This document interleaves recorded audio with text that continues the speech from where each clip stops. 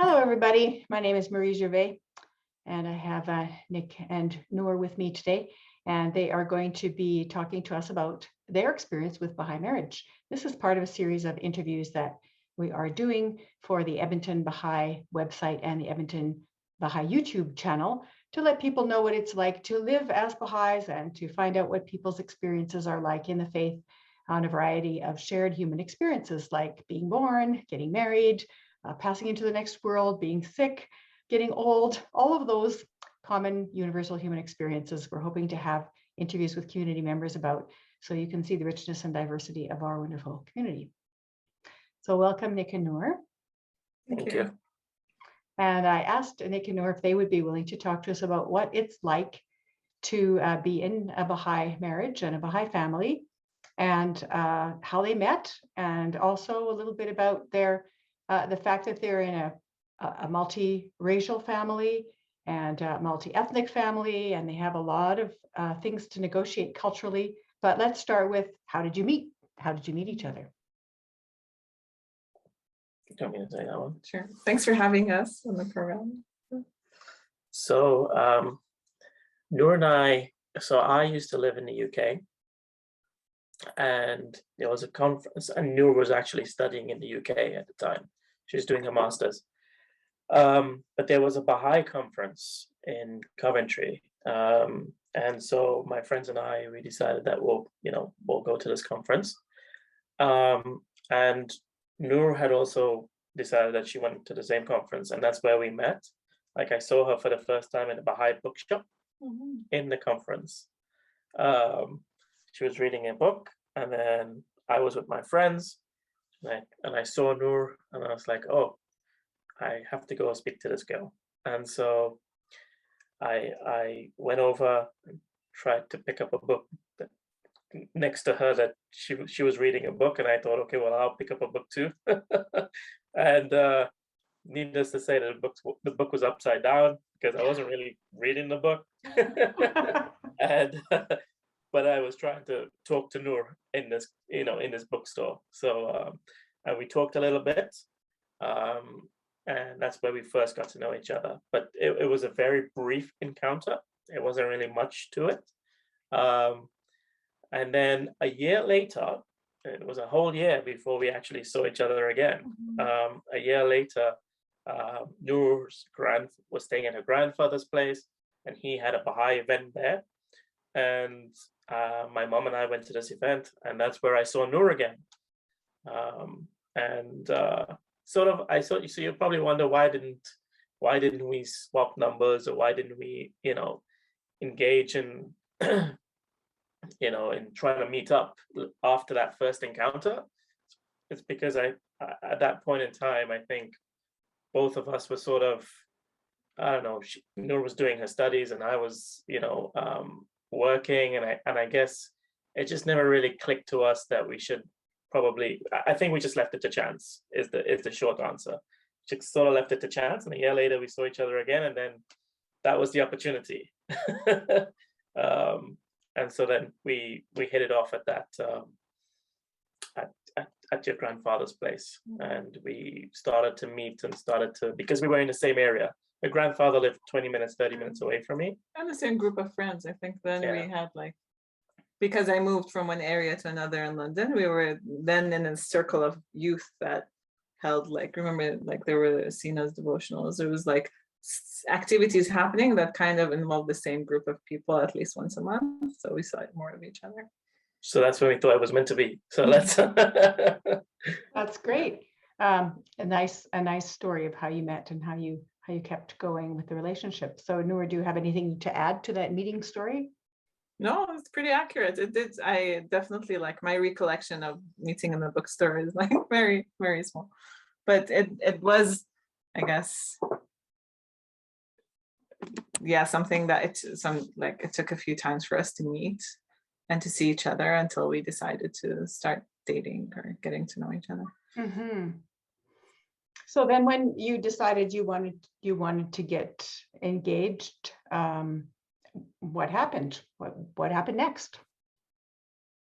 Maybe you could take that one. Yeah, that was a little bit, I think, of a more complicated situation, only because by that time I had moved from England, and I moved to Canada. My mom lived in Canada while my dad still lived in Saudi Arabia, and we were trying to figure out, okay, so how are the families going to see each other? How are my parents going to meet him for consent? I had already met Nick's family in England.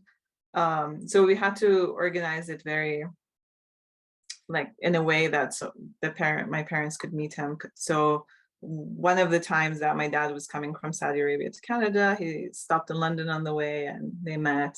And then when my mom was flying from Canada to Saudi Arabia, I think for the last time, when she went to help dad to pack and come back, it was a transit stop. It wasn't even a day. I think it was something like she had 8 hours in London, and she went out, they went to visit the family to kind of, obviously, that's not enough time to know, but at least for them to get to see each other, to kind of meet Nick's parents. And that it kind of started there, and then lots of conversations after that to move forward. Were both sets of parents, were they in favor of you getting married? Were they happy about it? Or were there any roadblocks along the way? I'll let you take that one. I wouldn't say roadblocks. I think for my family, it was kind of just the clarification. I was obviously the first of the siblings to get married, and maybe in our family on my father's side, most of my cousins that had got married before me had married people in the same culture, or Iranian. So it was kind of different. So I think it was just lots of conversations with my parents of, you realize that it's marriage itself is difficult because you're marrying someone completely different upbringing. But now you're also going to marry someone from a different culture. So are you prepared? Do you know what it's going to be like? So lots of conversation about it. I wouldn't call it a roadblock, but I think there was a little bit of, are you sure? Do you think you're able to marriage? There's all these things in marriage, and then think about when you have kids and all these things. So it took a few months, I think. And then, but on your side, I think your parents were a bit more. Yeah, I think my parents were very accepting. I think, the first encounter of Nur's parents coming over to my place, and I'll be brutally honest here, is that I think there was a culture shock for her mom, right? Because I think I'm from a Caribbean culture, I'm from a Caribbean background, they're from a Persian culture, so the upbringing was different, the way we host people were different. And so obviously, my dad, who's my stepdad, he has very long hair and a big beard, and he was the one that opened the door to her mom.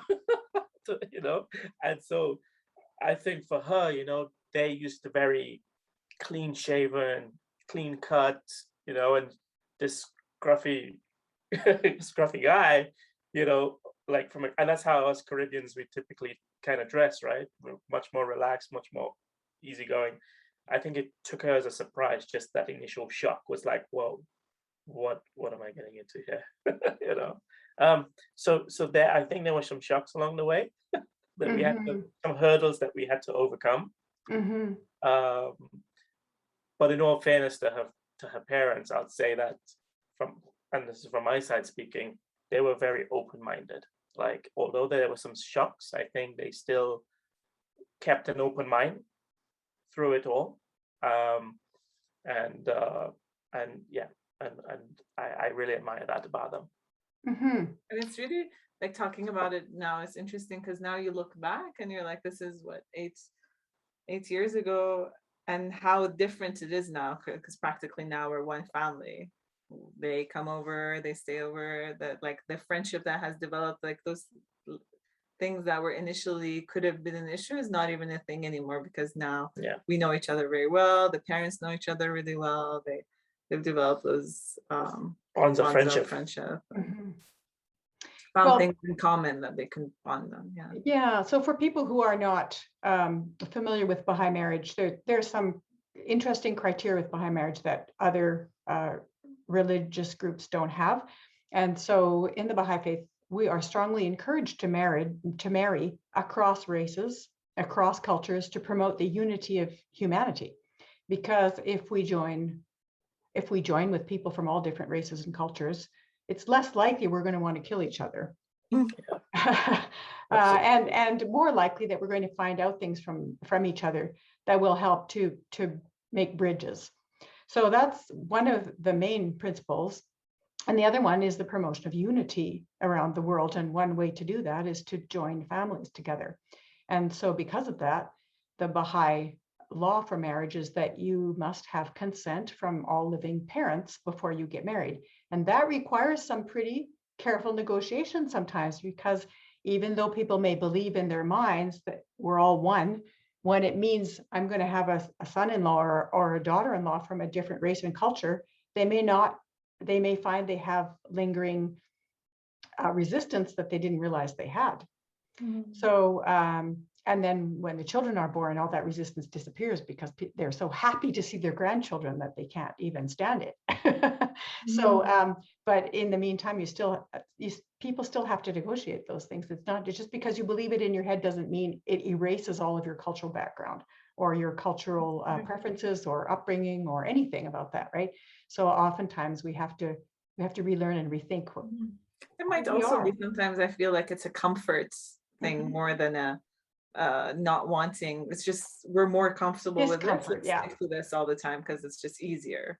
But sometimes it's just the hassle of getting to know a new culture or learning new things or all that. But even when people who are from the same race and culture get married, there can be really difficult negotiations between the families, and just that asking the parents for their consent is very respectful, and shows that you're marrying into a family, and that even if the marriage dissolves, the family relationships continue. So it's actually the questions that your parents asked. You're going to be together with another family. You're going to have children. Are you prepared for this? Probably was good. Yeah, absolutely. Yeah. So then the Baha'i marriage is very simple. You really only have to say in front of witnesses, "I'm following whatever the laws of the country are.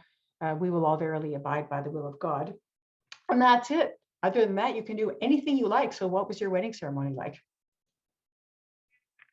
It was very nice. It was all before COVID. We had lots of family flew in from different countries.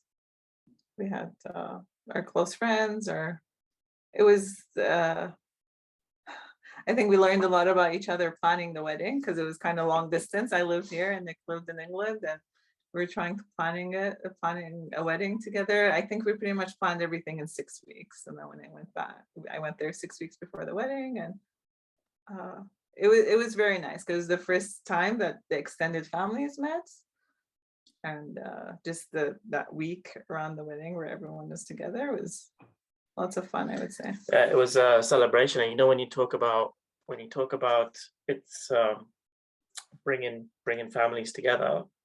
So a good example of that is I hadn't spoken to my dad for a good maybe 20 years, my real dad, so I had to actually get consent from him.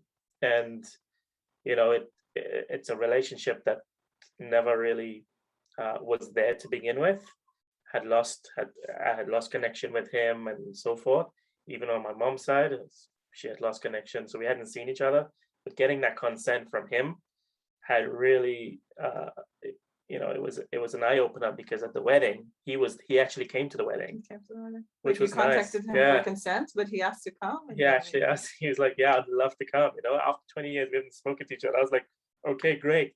Of course, so he came, and it was like there was like I want to say disunity when my parents had eventually divorced, but our wedding had somehow brought unity back amongst us, because we all came together. Like my dad came to my mom, they talked, there was that friendship there again, and after so many years, and it just there was just so much unity around, and it was an eye opener. It was great that our wedding was able to.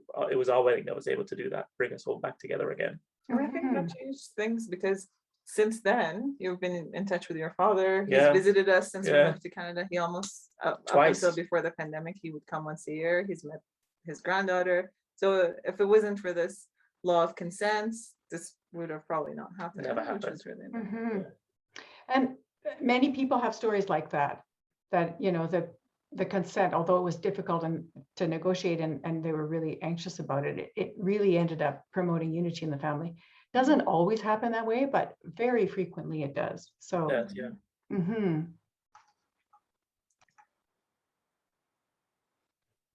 So you had the wedding, you got married. Did you have children right away, or did you wait longer? What happened with building a family? Well, we had a little bit of a unique situation because even after we got married, we kind of did long distance for a year until we could finish next paperwork to move to Canada. We had our first daughter 2 years after we were married. So by the time we settled down, and Nick was able to settle down here, and I think there was a lot of new stuff, new country, new job, lots of new things for him. So there was a lot of negotiations in that period because I was living in the UK, Nur was living in Canada, and it was trying to figure out where do we want to live, you know, and everything was set for the UK. Like we were gonna, like, her visa and everything was all set, but then an opportunity had come up here in Canada where the government was allowing us to come was trying to make it attractive for spouses, and I could have been close to that because, you know, we were all set for the UK, but a friend of mine, a very close friend of mine, she's a much older lady. She's also from the Caribbean. She's Jamaican as well. She's Jamaican. And she said to me, Nick, if there's one advice I can give to you, and it's really paid off, is your wife will want to be close to her mom, you know, and that's something that you should consider. And honestly, had she not, she's like a second mom to me. So had she not said those words, I probably wouldn't have even considered Canada. And actually, some of my friends had actually married some of Nur's family who were also from Canada, and they didn't move to Canada. So I could have easily been in that bucket, but because I had those words of wisdom from this dear friend of mine saying, you know, consider it because it would be something that she'll appreciate, I was more open-minded to actually moving to Canada.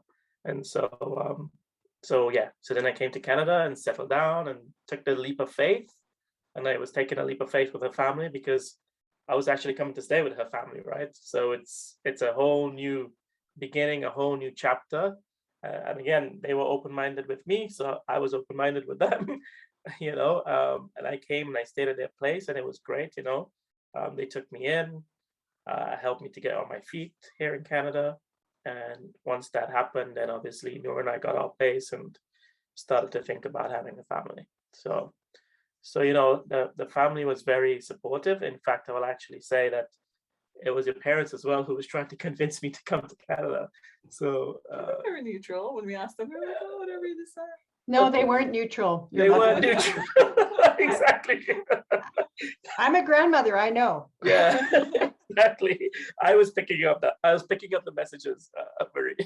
So it worked out well. Like we've been blessed, honestly, since you moved. We feel like every time we felt that something had closed, something else would have opened. It almost feels like all the doors have opened, whether it's a job opportunity or having kids or buying a house or settling, or it all feels like it fell into place at the right time. Mm-hmm. That's really great. Very lucky. So what have you had to negotiate? I mean, certainly there were cultural differences, especially when children are born. You have different ideas about a lot of stuff, oftentimes. So what kinds of negotiations have you had to do between the two of you? How did it go? Well, I think as a couple that just got married from two different cultures, I, for one, and just being new to each other, living together for the first time and amongst her family, I, for one, had a culture shock of my own because Nur's family, they do a lot of mehmoonies, getting together, having dinner and stuff like that. And obviously for me, I didn't come from that sort of background of always going out for dinners, always meeting with folks, always socializing. We did, but on one-off occasions. Whereas I think it was quite a It's it a very happened. Persian It's thing, a yeah. very Persian culture Before that it pandemic, happens. yeah. Yeah, they meet quite a lot, and I was like, they would be like, oh, so we're going to this Mahoney tonight. I'd be like, okay, that's great. Next week, oh, we're going to this. Okay. I forgot about And this, then yeah. and then, oh, we're going for another. We're going for another what? It started to become to a point of this is becoming a bit too much, and so I think we had a. That was one of our first negotiations. That was one of our first negotiations. Whoa, whoa, whoa, hold up! I don't want to spend my whole week having Mahounis with people, right? I want some time alone. But anyway, I think that was a huge culture shock that I realized that this is her culture, and I felt like I should. We sort of had conversations around how do we meet midway on that, and then Nur was like, well, you know, we tried to keep the conversations not heated because it's very easy to get heated in these sort of conversations. Yeah, it is. Kind of keep it. Let's consult about it. Let's talk about it. How can you help me and how can I help you, sort of thing. And it reached a point where I said to her, well, actually, I'd like to be asked to go to. It's something really simple, instead of committing without asking. Instead of committing, because the expectation was always there that, oh, I'll go. And I'll be like, well, no, maybe I don't want to go on that day, right? Maybe I don't feel up for it. So it was a lot of going around in circles until we reached the real point of it, of in this whole consultation of actually, even if you were to just ask me and just say, hey, Nick, do you mind if we go to this Mehuni's, and just me being able to say yes or no to that made all the difference, right? And so that I think was our first hurdle as a couple we had to overcome from a culture standpoint, is that it wasn't easy to get there. Like I said, it took a lot of iterations to actually get to the real source of the problem, which was she was committing and I was feeling that I was committing to something that I didn't agree to. So, right. You didn't feel like you had any agency. With kids though, I think once like our first was around 1 or 1.5, we realized that I think that would have been the case even if we were from the same culture. You're just so different. You're so used to a different way of being brought up. So we were both from complete different families that had different ways of bringing us up. And until we had to like, when Lua was a baby, we didn't really have to think about much. But I think when it reached like disciplining age, that's when we realized, oh, we had complete different ways of doing it. And now that we have our second, it almost feels that we kind of have a system now that works for both of us. It definitely took a lot of, I would say disciplining was one of the things that we talked about a lot. Like we had to find a way. It had to be a mixture of this is what you do, this is what I do. Let's go and look up and see what's like the healthiest thing to do for the child, since both of our ways is, if I don't like necessarily what you're doing and you don't think my method. So it was a lot of like, let's read up on it, let's look up on it, especially like with all the different disciplining methods or like the parenting methods out there in society as well. And I don't think we have, not that we have it to the T now, of course, it's all like practice, but that was one of the things that I felt like we may have struggled with a little bit. That was I think when we had kids, that was one of the first struggles we had, was disciplining. And I think you hit the nail on the head. I felt my way was right, you felt your way was right, and we just kept, both ways were completely different, of course. And I think you're right. Did you consult the Baha'i writings? Yes, we did. And Maria, I have to say, it was actually a journey of not only figuring out the disciplining, but it was a journey of understanding ourselves, right? Who we are, because even marriage is not just about raising kids, it's about growth for ourselves. Yes. There were things that I would do that I realized, what, it's not the right way. And I realized I needed to back down, or you realize there's things that you're not doing and you needed to step up. And so, it's like there was a learning curve in this whole process. It wasn't just, oh, what you're doing is wrong, and us having a go at each other. It was like, actually, well, you know what? It's being honest in those heated conversations and saying, you know what, Nur, I realized something about myself, and turn it into a conversation rather than be an argument. I realized something about myself. Maybe I shouldn't do this. And then Nur would be like, yeah, you shouldn't do that. And, you know, so it became a conversation as opposed to us bashing each other, being like, you're always right, you're always wrong, you know. But the Baha'i writings definitely were kind of like the what do you call it, like the The center referee, point, or yeah. like the because sometimes things mix up between religion and culture. Like a lot of the times that's Frequently, in fact, it was like, people this is how think it's that supposed to be culture and done. religion are identical, and they're not. Yeah. So a lot of the times I was like, this is how it's be done. And then we look it up and we're like, actually, it's not. This is like a cultural thing that was completely mixed up with religion. And no, we don't have to do it like this. It can be. So we definitely went back to the light of guidance many, many, many times. And it was nice because we kind of had this answer. Like if we couldn't, we didn't know which way to go to, you'd go to the writings, and that was it. It was. And before we had kids and we had more time, it was always very nice when we were able to do like study a book together or be in a study circle together. Now it's almost like one of us has to look after the kids while the other one can participate in something. When they're older, it'll be different. Yeah, yeah. But it was definitely very nice to do something together, because then you're like deepening on the same topic together. Together. Well, for me, both my husband and I became Baha'is. And I was keenly interested in what the Baha'i writings were for Baha'i education, because at the time I was also a teacher. So I mean, my copy of the Spiritual Education of Children was just like thumbed through all the time. I think I have all those quotes memorized. I was just, what are Baha'is supposed to do with this? And there's so much good guidance. Like imagine Abdul Baha in the 1800s saying, children learn through play, you know, and children should be reasoned with and treated with respect, and they should not be struck or spoken to harshly, because that will pervert their character. And I go, okay, well, if I'm not going to spank them, what am I going to do? You know, like, so and really, no matter who you marry, there are always going to be differences in how that people think the children should be disciplined, coming from family differences or from family dysfunctions too, because families are not all healthy, and most families have unhealthy things in the family that you really, if you never consult the Baha'i writings on the spiritual education of children, the role of parents, you're never going to advance. But for me, my personal pitfall was, you know, I would say if there was something we couldn't agree on, I'd say to my husband, hey, I'm supposed to create the spiritual atmosphere for the home, so what I say goes. I love it. Sounds good to me. Yeah. And you go, fine, if it doesn't work out, we're going to go back to the writings or do it my way.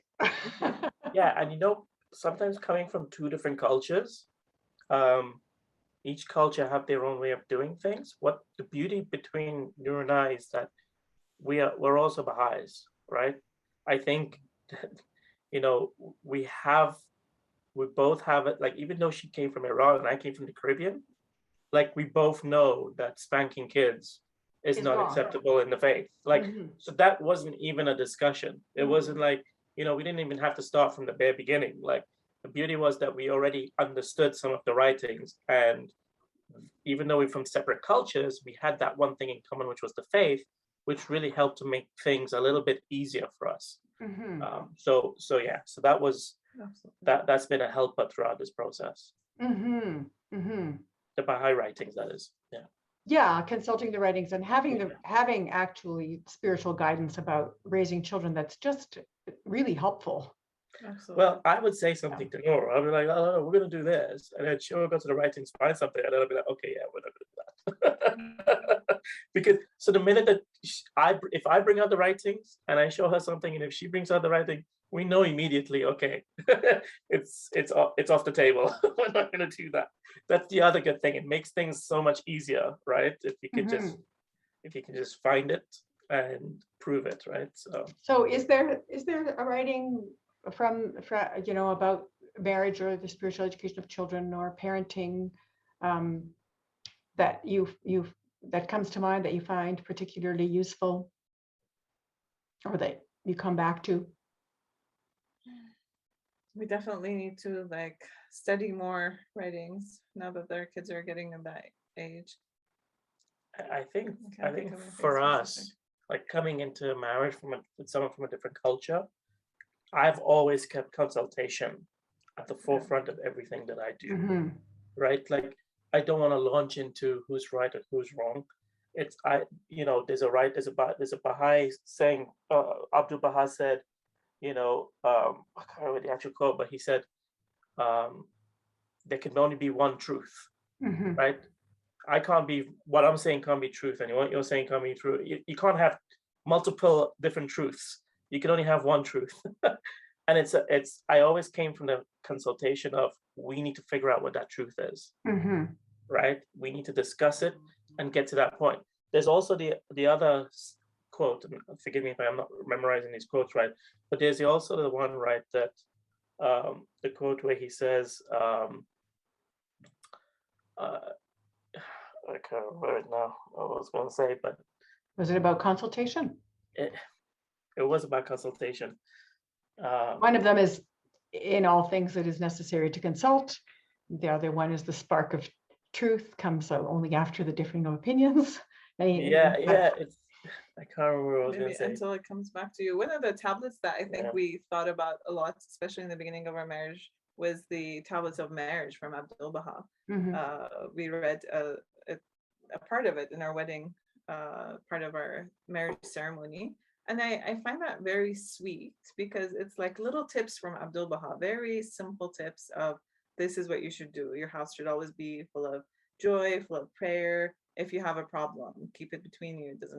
Don't maybe like share it to everyone in the family. Like there's lots of little tips that is easy to remember and kind of like just little tips for marriage.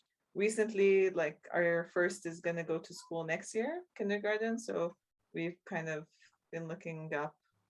When I did not realize there was a treasure of quotations about education and what school should be like and what classrooms should be like. And I didn't realize all these things. We had writings on this, like you said, from Abdul Baha, 100 years ago. So that has been very, very interesting. Mm-hmm. Very helpful. And people, when they see children who've been raised as Baha'is, are always struck by them. No matter what their personalities are like, they say, oh, these children are so insightful, or these children use big words because there are big words in the prayers. Or they'll say things like, these children don't get upset about things the same way other children do, or they're good problem solvers in the classroom. And that when children are raised with those spiritual principles, you can really see the effect. And I can see the effect having seen 3 different generations of Baha'i parents, and Baha'i parents are just getting better and better all the time. Like I'm in awe of what young parents like you are doing with their children. I'm just thinking, had I been able to practice putting the writings into effect the way the young parents today are doing, I would have been light years ahead. But we all do the best we can at the time. And it's good to see that we're growing and evolving as a community too. It is, I think it's one of the blessings of being part of a Baha'i community, that it's a community as well. Like obviously things are very different now with the pandemic and not seeing people as often, but it's so lovely to be able to go to a holy day celebration or to a devotional gathering, and just having virtues classes on the side for the kids, or children classes. We had today was like the start of a year of children classes again for our daughter, and just the excitement for her to see her other friends they met at our parks just because the weather was nice today, and they'll start online again next week. But the kind of love and connection in the community as well that's there, that the other parents have for your kids, or the concern, or even the advice. Like sometimes it's something very simple, but like an advice that a parent that maybe their kid is a year or 2 years ahead of you, and the tip or an advice they have is really wonderful. And it just gives that sense of community, that everyone really cares for each other. Everyone's looking after the well-being of each other. Everyone wants And that everyone to the excel. youth and the children are very connected too. Oh, So, you very know, so children grow up with really wonderful youth role models. absolutely. Yeah, and they're not afraid of older youth. They No. look at them as being, Yeah. you know, potential allies and mentors. Absolutely. Yeah. Mhm. We just met our daughter's teacher today, and she's a youth. She's a 19-year-old girl that I'm so glad that she's her teacher, because yeah, she gives her a role model to look up to, but she's also not like my age. She's this cool girl that she goes to. It's really wonderful. Well, we could probably talk for a long time, but maybe we should stop there because this is a to be continued story, because your children are young and just Mhm. moving out of from in preschool, baby and preschool, and moving into that next stage of being out of out of um, out of preschool and into school again. So this might be a good spot for us to end. Do you have some closing comments or something you would like to say, maybe some Well, advice for parents it's generally? interesting you talk about, the future, right? Because the good thing of the beauty about being in a Baha'i community is that you can see what others, their kids, how they've, how mature and how, well behaved they are. And so Noor and I have been asking a few of the parents, how did you do it? And just trying to get some insights from them. And again, going back to that point of consultation, they've implemented consultation amongst themselves. So there will be so we're also getting input from others that we never thought would have ever come to us, where they say, look, well, we sat down with our kids around the dinner table and we consulted about whatever challenges they might have had, and consultation became a topic for discussion around the dinner table, and so they can feel open to talk about anything around the table, and that's something you know my culture we never really we never really sat around a table. That's not what we did. Your culture did that. My culture never did that. We always ate on our own, watched TV or whatever, right? But listening to others and how they have implemented that open conversation amongst their own kids has really like got us thinking, well, maybe we should consider something like that too. How else would you talk to your kids? When is a good time to talk to your kids? Yeah, maybe the dinner table is a good place to talk about stuff. Just have open conversations and consultation. So Yeah, yeah, you build bridges of communication. yeah, building those bridges. They learn to express themselves and to listen to each other. Yes. And they learn to solve problems together. It's without those conversations, how will they know? Yeah. Mhm. So we're still on that journey, and then we can see that we're still on that journey in the next phases, Mhm. and trying to gain insights from other Baha'i parents who might be ahead of us in that, right, in terms of their wisdom and so forth. So Mhm. Thank Noor, you so would you much for like to having say me. something? No, not really. This is pretty much it. It's definitely been very helpful having other kind of role models. Another mom had told us her kids are much older now. They're maybe university age, but the one thing she suggested is to, from a very early age, to get used to studying a book together, even if they're very young. Like, because I think I said something along the lines of, oh, when she gets older, and this friend told me, no, start now. Just get her into used to just sit together as a family, even if it's once a week, and study a story together or a book, which is great because now we're with the centenary of Abdul Baha this year. We have so many stories of Abdul Baha, and we've started doing that. And it's interesting how we think she's too young, but she's not. And now she looks forward to those story nights and when we get sit together. And I love that we can hopefully continue doing this and have the space of us all. So Mhm. it is the guidance and the writings of the faith are a treasure, but then also other parents and um, other experiences are also wonderful. But thank you so Well, much for having us. thank you so much. So, Nur Rashidi and Nick Heera, thank you for joining us and for sharing some of your experiences as a Baha'i couple. And have a great rest of the day. thank you very much. You too. I remember that quote. So the quote is, it's from Abdul Baha, and the quote goes like this: the fact that you imagine yourself to be right and everyone else wrong is the greatest obstacle and a pathway to unity, because truth can only be one. Perfect. So that's the quote. That's a great way for us to end. Thanks again. Thank you.